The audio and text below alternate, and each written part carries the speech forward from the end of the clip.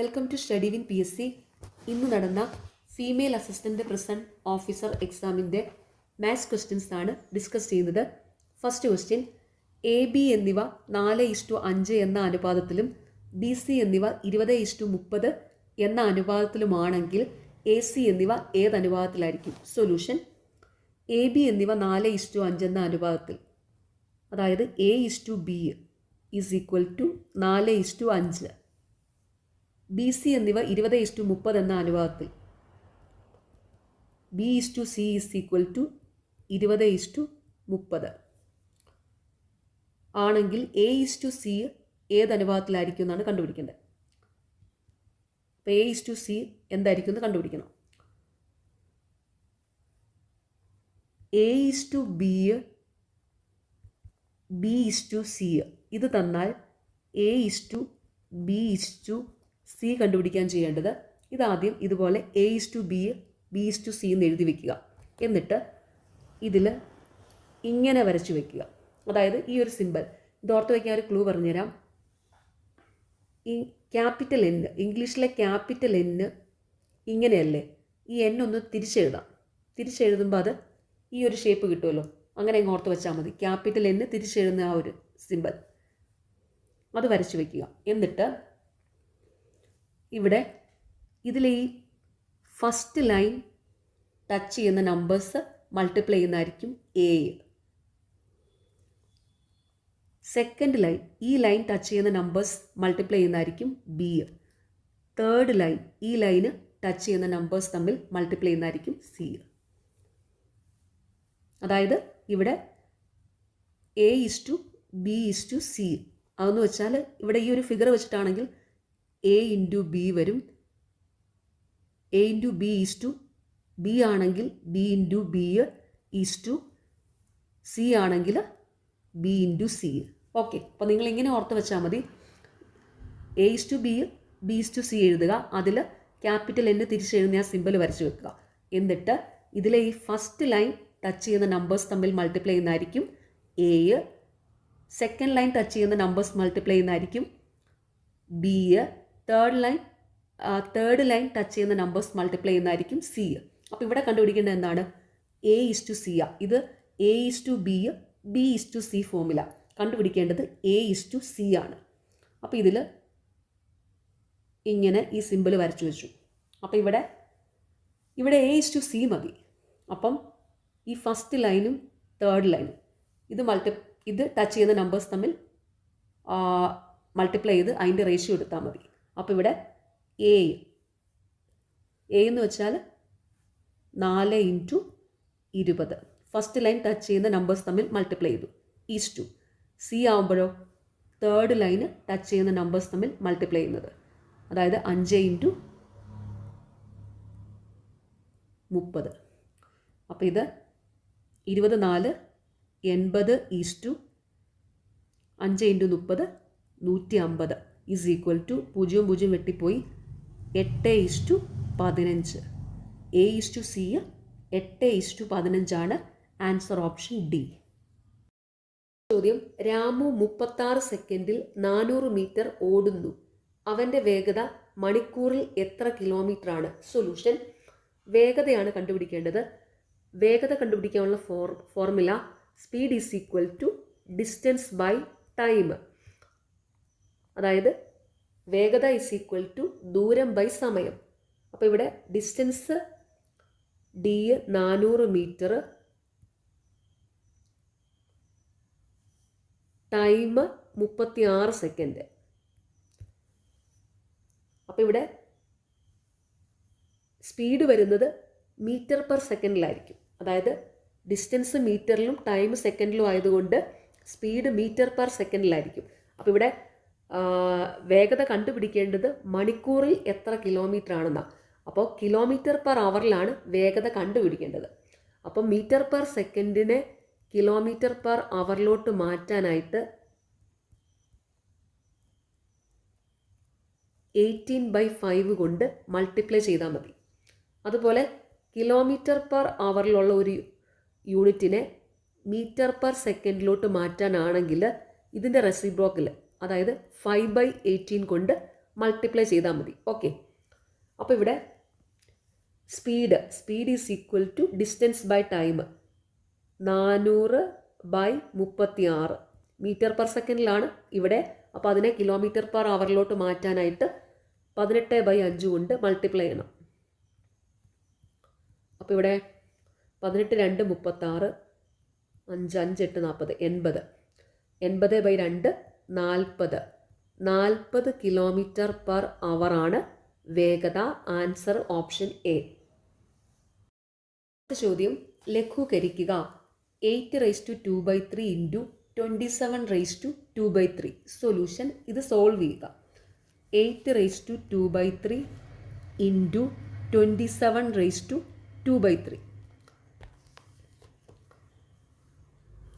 അപ്പോൾ ഇവിടെ നോക്കിക്കേ, ഈ തന്നിരിക്കുന്ന സംഖ്യകളുടെ പവർ ഒരു ഭിന്നസംഖ്യയാണ്. പവർ ഒരു ഭിന്നസംഖ്യയാണെങ്കിൽ ചെയ്യേണ്ടത് ഈ പവറിൻ്റെ ഡിനോമിനേറ്റർ വെച്ച് തന്നിരിക്കുന്ന സംഖ്യയുടെ റൂട്ട് എടുക്കണം. ന്യൂമറേറ്റർ വെച്ച് അത് എത്ര ടൈംസ് ആണെന്ന് നോക്കണം. ഒന്നുകൂടെ പറയാം, തന്നിരിക്കുന്ന സംഖ്യയുടെ പവർ ഒരു ഭിന്നസംഖ്യയാണെങ്കിൽ അതിൻ്റെ ഡിനോമിനേറ്റർ വെച്ച് സംഖ്യയുടെ റൂട്ട് എടുക്കണം. ന്യൂമറേറ്റർ വെച്ച് എത്ര ടൈംസ് ആണെന്ന് നോക്കണം. അപ്പോൾ ഇത് വരുന്നത് 8⁻²3.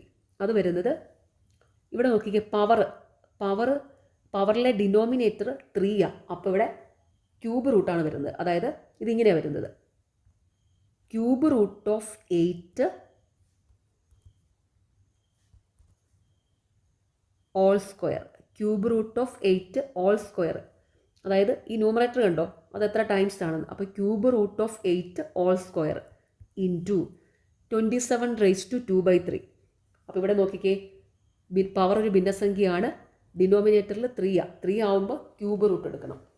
അപ്പോൾ ഇവിടെ cube root of 27 whole raise to 2, അതായത് ക്യൂബ് റൂട്ട് ഓഫ് 27 സ്ക്വയർ. അപ്പോൾ ഇവിടെ നോക്കിക്കേ, ക്യൂബ് റൂട്ട് ഓഫ് 8 2ൻ്റെ square 2 square into cube root of 27 3യുടെ സ്ക്വയർ. അപ്പോൾ ഡിനോമിനേറ്റർ വെച്ച് റൂട്ട് എടുക്കുന്നു, ന്യൂമറേറ്റർ വെച്ച് അത് എത്ര ടൈംസ് ആണെന്ന് എടുക്കുന്നു, അത്രയേ ഉള്ളൂ. അപ്പോൾ ഇവിടെ 2 സ്ക്വയർ 4, 3 സ്ക്വയർ 9. അപ്പോൾ 4 × 9 36, 36 ആൻസർ ഓപ്ഷൻ ബി. ചോദ്യം തന്നിരിക്കുന്ന അനുപാതത്തിൽ നിന്ന് ചോദ്യചിഹ്നത്തിന് പകരം വരുന്ന സംഖ്യ ഏത്? 289:20, 625 സൊല്യൂഷൻ.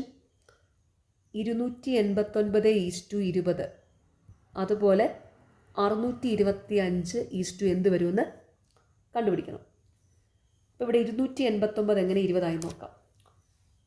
289ൻ്റെ സ്ക്വയർ റൂട്ട് 17 അപ്പോൾ ഈ 17 + 3 ആണ് 20. അപ്പോൾ ഇവിടെ ആദ്യത്തെ സംഖ്യയുടെ സ്ക്വയർ റൂട്ട് എടുത്തു, അതിൻ്റെ കൂടെ 3 കൂട്ടിയപ്പോഴാണ് അടുത്ത സംഖ്യ കിട്ടിയത്. അതുപോലെ ഇവിടെ 625ൻ്റെ സ്ക്വയർ റൂട്ട് 25ൻ്റെ കൂടെ 3 കൂട്ടുക, 25 + 3 28. അപ്പോൾ ഇവിടെ ആൻസർ 28 ഓപ്ഷൻ ഡി. അടുത്ത ചോദ്യം, ഇന്ന് തിങ്കളാഴ്ചയാണെങ്കിൽ ഇന്നേക്ക് 65-ാം ദിവസം ഏതായിരിക്കും? സൊല്യൂഷൻ. ദിവസം കണ്ടുപിടിക്കാനായിട്ട് തന്നിരിക്കുന്ന ദിവസത്തോടു കൂടി ഓഡ് ഡേയ്സ് കൂട്ടണം. അപ്പോൾ ആദ്യം ഓഡ് ഡേയ്സ് കണ്ടുപിടിക്കണം. ഓഡ് ഡേയ്സ് കണ്ടുപിടിക്കാൻ ചെയ്യേണ്ടത് ദിവസത്തിനെ 7 കൊണ്ട് ഹരിച്ചാൽ കിട്ടുന്ന റിമൈൻഡറാണ് ഓഡ് ഡേയ്സ്. അപ്പോൾ ഇവിടെ ആദ്യം ഓഡ് ഡേയ്സ് കണ്ടുപിടിക്കാം. അപ്പോൾ ഇവിടെ ഇന്ന് തിങ്കളാഴ്ച, ടുഡേ, ഇന്ന് തിങ്കളാഴ്ച. ഇന്ന് തിങ്കളാഴ്ചയാണെങ്കിൽ ഇന്നേക്ക് 65-ാം ദിവസം ഏതായിരിക്കും? അതായത് ഇന്ന് തൊട്ടുള്ള 65-ാമത്തെ ദിവസം ഏതായിരിക്കും എന്നാണ് കണ്ടുപിടിക്കേണ്ടത്. അപ്പോൾ ഇന്ന് തിങ്കളാഴ്ചയാണ്. ഇന്ന് കഴിഞ്ഞ് കഴിഞ്ഞാൽ പിന്നെ ഇന്നേക്ക് 65-ാം ദിവസമാണ് കണ്ടുപിടിക്കേണ്ടത്. അപ്പോൾ ഇന്ന് തിങ്കളാഴ്ചയാണ്. ഇന്ന് കഴിഞ്ഞ് കഴിഞ്ഞാൽ പിന്നെ 64 ദിവസമാണ് ഉള്ളത്. അപ്പോൾ ആ 64 ദിവസത്തിനെ 7 കൊണ്ട് ഹരിച്ചാൽ കിട്ടുന്ന റിമൈൻഡറാണ് ഓഡ് ഡേയ്സ്. അപ്പോൾ ഇവിടെ 64/7 ശിഷ്ടം 1, റിമൈൻഡർ 1. അപ്പോൾ അത് തന്നിരിക്കുന്ന ദിവസത്തോടു കൂടി കൂട്ടിയാൽ കണ്ടുപിടിക്കേണ്ട ദിവസം കിട്ടും. അപ്പോൾ ഇവിടെ തിങ്കൾ പ്ലസ് 1 ചൊവ്വയാണ് ആൻസർ, ഓപ്ഷൻ സി. ഇനി ഇങ്ങനെ ഒരു രീതിയിൽ ചിന്തിക്കാൻ പറ്റാത്തവർക്ക് വേണ്ടിയിട്ട് വേറൊരു മെത്തേഡും കൂടെ പറയാം. അതായത് ഒരു ദിവസത്തോടു കൂടി 7 ദിവസം കൂട്ടിയാൽ ആ സെയിം ഡേ തന്നെ ആയിരിക്കും. ഒരു ദിവസത്തോടു കൂടി 7 ദിവസം കൂട്ടിയാൽ ആ സെയിം ഡേ തന്നെ വരും. അപ്പോൾ ഇവിടെ ഇന്ന് തിങ്കളാഴ്ചയാണെങ്കിൽ ഇന്നിനോട് കൂടി 7 കൂട്ടിയാൽ അപ്പോൾ ഇന്ന് 1-ാം ദിവസം, അപ്പോൾ 1 7 8-ാം ദിവസം തിങ്കളാഴ്ചയായിരിക്കും. 8 7 15-ാം ദിവസം തിങ്കളാഴ്ചയായിരിക്കും. 15 7 22-ാം ദിവസം തിങ്കളാഴ്ചയായിരിക്കും. 22 7 29-ാം ദിവസം തിങ്കളാഴ്ചയായിരിക്കും. 29 7 36-ാം ദിവസം തിങ്കളാഴ്ചയായിരിക്കും. 36 7 43-ാം ദിവസം തിങ്കളാഴ്ചയായിരിക്കും. 43 7 50-ാം ദിവസം തിങ്കളാഴ്ചയായിരിക്കും. 50 7 57-ാം ദിവസം തിങ്കളാഴ്ചയായിരിക്കും. 57 7 64-ാം ദിവസം തിങ്കളാഴ്ചയായിരിക്കും. അപ്പോൾ ഇവിടെ ഇന്ന് തൊട്ടുള്ള 64-ാം ദിവസം വരെ തിങ്കളാഴ്ചയാണ്. നമുക്കിവിടെ കണ്ടുപിടിക്കേണ്ടത് ഇന്നേക്ക് 65-ാം ദിവസമാണ്. അപ്പോൾ ഇന്ന് തൊട്ട് 64-ാം ദിവസം വരെ തിങ്കളാഴ്ചയാണ്. അപ്പോൾ 65-ാം ദിവസം എന്ന് പറയുമ്പോൾ തിങ്കൾ പ്ലസ് 1 ചൊവ്വ വരും. 64 കഴിഞ്ഞ് 65, അപ്പോൾ തിങ്കൾ കഴിഞ്ഞ് ചൊവ്വ. അപ്പോൾ ഇങ്ങനെയും കണ്ടുപിടിക്കാം. ഇവിടെ തന്നിരിക്കുന്ന ദിവസം ഈ 65 പോലെ 100-ൽ താഴെയൊക്കെ ദിവസങ്ങളാണെങ്കിൽ ഇങ്ങനെ 7 വീതം കൂട്ടി കണ്ടുപിടിച്ചാലും മതി. അപ്പം ആ കൺഫ്യൂഷൻ വരത്തില്ല. ഓക്കെ, അടുത്ത ചോദ്യം. വാച്ചിലെ മണിക്കൂർ സൂചി 7 മണി മുതൽ 10 മണി വരെ കറങ്ങുമ്പോൾ ഉണ്ടാക്കുന്ന കോൺ എത്ര ഡിഗ്രി ആയിരിക്കും? സൊല്യൂഷൻ. ഓരോ മണിക്കൂറിലും മണിക്കൂർ സൂചി 30 ഡിഗ്രിയാണ് തിരിയുന്നത്. ഓർത്ത് വയ്ക്കുക, ഓരോ മണിക്കൂറിലും മണിക്കൂർ സൂചി 30 ഡിഗ്രിയാണ് തിരിയുന്നത്. അപ്പോൾ ഇവിടെ 7 മണി മുതൽ 10 മണി വരെ ഉണ്ടാകുന്ന കോൺ എത്ര ഡിഗ്രി ആയിരിക്കും എന്നാണ് കണ്ടുപിടിക്കേണ്ടത്. അപ്പോൾ 7 മണി മുതൽ 10 മണി വരെ 3 മണിക്കൂറാണ് ഉള്ളത്. അപ്പോൾ ഓരോ മണിക്കൂറിലും മണിക്കൂർ സൂചി 30 ഡിഗ്രി തിരിയും. അപ്പം 3 മണിക്കൂർ വരുമ്പോഴത്തേനും 3 × 30 = 90 ഡിഗ്രിയാണ് cone. Answer option B, 90 degree. ചോദ്യം. അടുത്ത സംഖ്യ ഏത്? 6 12 36 144 ഡാഷ്. സൊല്യൂഷൻ. ഈ സീരീസിലെ അടുത്ത സംഖ്യ എന്ന് കണ്ടുപിടിക്കണം. സീരീസ് എങ്ങനെ വന്നിരിക്കുന്നു നോക്കാം. 6 12 36 144 ഡാഷ്. അപ്പോൾ ഇവിടെ 6 12, 6 × 2 ആണ് 12, 12 36. അപ്പോൾ 12 × 3 ആണ് 36, 36 144, 36 × 4 ആണ് 144. അപ്പോൾ ഇവിടെ ആദ്യം 2 കൊണ്ട് ഗുണിച്ചു, 3 കൊണ്ട് ഗുണിച്ചു, 4 കൊണ്ട് ഗുണിച്ചു. അപ്പോൾ ഇനി 5 കൊണ്ട് ഗുണിക്കണം. 144 × 5. ഒരു സംഖ്യനെ 5 കൊണ്ട് ഗുണിക്കാനുള്ള എളുപ്പ വഴി സംഖ്യയുടെ പകുതി എടുക്കുക, 10 കൊണ്ട് ഗുണിക്കുക. അപ്പോൾ 144-ൻ്റെ പകുതി 72. 72 × 10 720. 720 ആണ് ആൻസർ, ഓപ്ഷൻ എ. അടുത്ത ചോദ്യം. താഴെ തന്നിരിക്കുന്ന സംഖ്യകളിൽ വേറിട്ടത് ഏത്?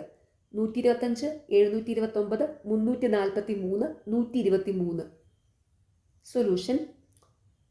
വേറിട്ടത് കണ്ടുപിടിക്കാൻ ചെയ്യേണ്ടത്, അതായത് വേറിട്ടത് അല്ലെങ്കിൽ ഒറ്റയാൻ, ഇതൊക്കെ കണ്ടുപിടിക്കാൻ ചെയ്യേണ്ടത് തന്നിരിക്കുന്ന സംഖ്യകളിൽ ഒരെണ്ണത്തിനൊഴികെ ബാക്കി എല്ലാ സംഖ്യകൾക്കും ഒരു കോമൺ ഫീച്ചർ ഉണ്ടായിരിക്കും, അതായത് ഒരു പൊതു സ്വഭാവം. അതില്ലാത്ത ആ ഒരെണ്ണമായിരിക്കും വേറിട്ടത് അല്ലെങ്കിൽ ഒറ്റയാൻ. അപ്പോൾ ഇവിടെ 125, 729, 343, 123 ഇങ്ങനെ 4 സംഖ്യകളുണ്ട്. അപ്പോൾ ഇതിൽ 3 സംഖ്യകൾക്കൊരു കോമൺ ഫീച്ചർ കാണും, ഒരെണ്ണത്തിന് അത് കാണത്തില്ല. അതായിരിക്കും വേറിട്ട് നിൽക്കുന്നത്. അപ്പോൾ ഇവിടെ നോക്കിക്കേ, 125 5ൻ്റെ ക്യൂബാണ്, 729 9ൻ്റെ ക്യൂബാണ്, 343 7ൻ്റെ ക്യൂബാണ്. 123 1ൻ്റെ ക്യൂബല്ല. അപ്പോൾ ഇവിടെ 125, 729, 343 ഈ 3 സംഖ്യകൾ പെർഫെക്റ്റ് ക്യൂബാണ്. അപ്പോൾ ഇവിടുത്തെ കോമൺ ഫീച്ചർ എന്ന് പറയുന്നത് പെർഫെക്റ്റ് ക്യൂബാണ്. പെർഫെക്റ്റ് ക്യൂബ് അല്ലാത്ത 123 ഇവിടെ വേറിട്ട് നിൽക്കുന്നത്. അപ്പോൾ ഇവിടുത്തെ ആൻസർ ഓപ്ഷൻ ഡി. ചോദ്യം ലഘൂകരിക്കുക. 36 + 9 × 3 2 -5 സ്ക്വയർ. സൊല്യൂഷൻ ഇത് സോൾവ് ചെയ്യുക. 36 + 9 × 3 2 -5 സ്ക്വയർ.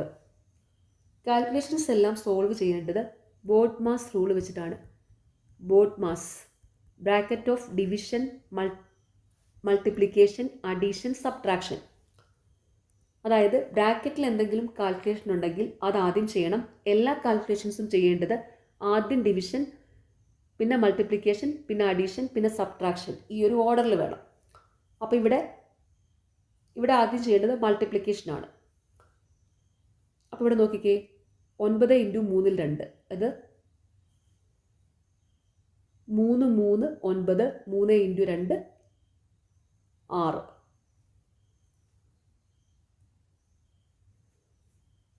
അതുപോലെ 5 സ്ക്വയർ ഒരു മൾട്ടിപ്ലിക്കേഷൻ ആണല്ലോ. 5 × 5. അപ്പോൾ 5 × 5 5 സ്ക്വയർ 25. അപ്പോൾ ഇവിടെ 36 + 6 - 25. ഇനി ഇവിടെ ചെയ്യേണ്ടത് addition. 36 6 42. Last subtraction. 42 - 25 = 17. 17 answer, option C. Question, P ക്യൂയേക്കാൾ 5 മടങ്ങ് കൂടുതലാണെങ്കിൽ ക്യൂ പിയേക്കാൾ എത്ര ശതമാനം ചെറുതാണ്? സൊല്യൂഷൻ, പി ക്യൂയേക്കാൾ 5 മടങ്ങ് കൂടുതലാണെങ്കിൽ ക്യൂ പിയേക്കാൾ എത്ര ശതമാനം ചെറുതാണ്? അതായത് പി ക്യൂയേക്കാൾ 5 മടങ്ങ് കൂടുതലാണ്. അതായത് ക്യൂ 1 ആണെങ്കിൽ പി 5 വരെ. അപ്പോൾ ഇവിടെ ഞാൻ പി 100%, പി 100% ആണെങ്കിൽ ക്യൂ എന്ന് വെച്ചാൽ അതിൻ്റെ 5-1 ആയിരിക്കും. അതായത് 100%ൻ്റെ 5-1 ആകുമ്പോൾ 20%. അപ്പോൾ ക്യൂ എന്ന് വെച്ചാൽ 20%. P 100%, Q 20%. വ്യത്യാസം എത്രയാണ്? 100% - 20% = 80%. ക്യൂ പിയേക്കാൾ എത്ര ശതമാനം ചെറുതാണ്? 80% ചെറുതാണ്. Answer option A, 80%. ഓക്കെ, നിങ്ങൾക്ക് ഈ ചാനൽ ഇഷ്ടപ്പെടുന്നുണ്ടെങ്കിൽ സബ്സ്ക്രൈബ് ചെയ്യണം, സപ്പോർട്ട് ചെയ്യണം, ഷെയർ ചെയ്യണം. പിന്നെ ഈ വീഡിയോയുടെ താഴെ ഹൈപ്പ് എന്നുള്ളൊരു ഓപ്ഷൻ ഉണ്ട്, അതും കൂടി ഒന്ന് ക്ലിക്ക് ചെയ്ത് സപ്പോർട്ട് ചെയ്യുക. താങ്ക്